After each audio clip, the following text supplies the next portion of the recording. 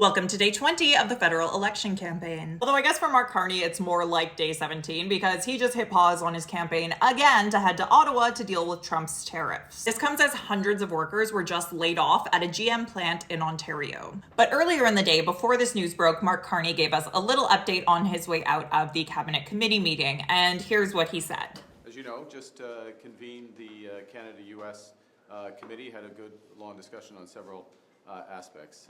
The first is the general situation. In the last week, there have been a lot of developments in terms of U.S. tariff policy, reactions from others, including China, a really marked tightening in financial conditions, a slowing, the initial signs of slowing in the global economy, impacts that we're starting to see unfortunately, in the Canadian economy, particularly in the Canadian labor market. We reviewed our response to those tariffs, our core strategy of to fight, to protect, and to build. We left instructions for officials to ensure that the next government, whichever government Canadians choose, will be in the best possible position for negotiations with the United States, which, as the President and I have agreed, will begin from the start of May.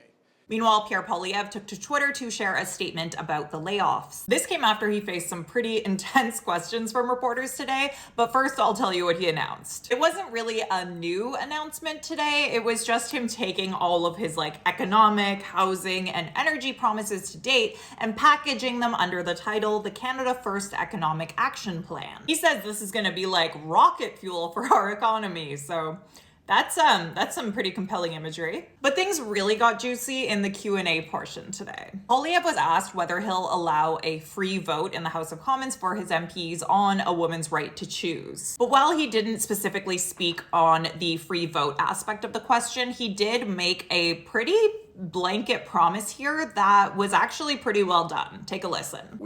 I can guarantee you there will be no laws restricting abortion passed when I'm Prime Minister.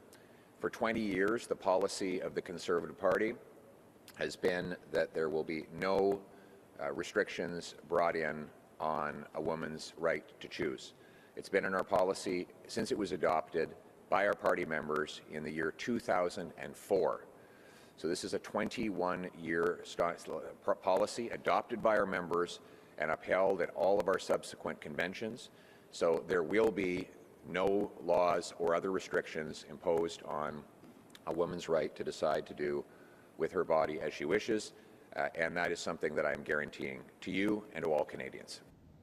Yeah, but actions speak louder than words, so if he wins the election, I guess we'll see. Meanwhile, one journalist speaking French asked Poilievre if he's scared of journalists because he's been cracking down on media access. He's got them penned up in little corners far away from him. His staff hold the microphones when people are asking questions and whip it away before they can ask a follow-up. So just really heavy duty levels of media control, and he only allows 4 questions with no follow-ups. So here is how he responded to that. Vous avez peur? Est-ce que j'ai quoi? Non. Est-ce que vous avez peur? No. Pourquoi vous prenez aussi peu de questions par jour? La réponse est non, et the response is no.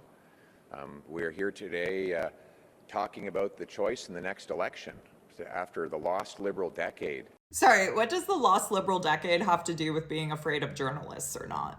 Meanwhile, a few non-announcement things happened in the last 24 hours. Israeli Prime Minister Benjamin Netanyahu attacked Mark Carney for the fact that a protester yelled at him saying there's a genocide in Gaza, and Mark Carney replied, "I'm aware." Even though Mark Carney, disappointingly, immediately walked that back, said he didn't hear the word genocide when the protester was yelling, and when directly asked if he believes Israel is committing genocide in Gaza, he wouldn't answer the question and said that he's going to leave that up to the international courts. So this is just super bad faith, but what else is new from Mr. Bibi, huh? The other really fun story is that CBC actually sat down and counted the size of the Conservative and some Liberal rallies that have been taking place, and they found that they've been inflating their numbers, particularly the Conservatives, by a lot. Like, you know how there was talk of how at that one rally in Edmonton, there was up to 15,000 people? In one panorama shot shared by the campaign, CBC News counted roughly 1,500 people. And an expert in crowd dynamics said that reaching 15,000, even if there was people out of frame in this image, was not possible. But to be fair, the Liberals have inflated their numbers too, so. But they're also not incessantly talking about the crowd size at their rallies. Meanwhile, as we head into the weekend, the Liberals are still leading in the polls. I'm gonna leave it there for this week because this is the third thing I've posted today and you're probably sick of my face. So I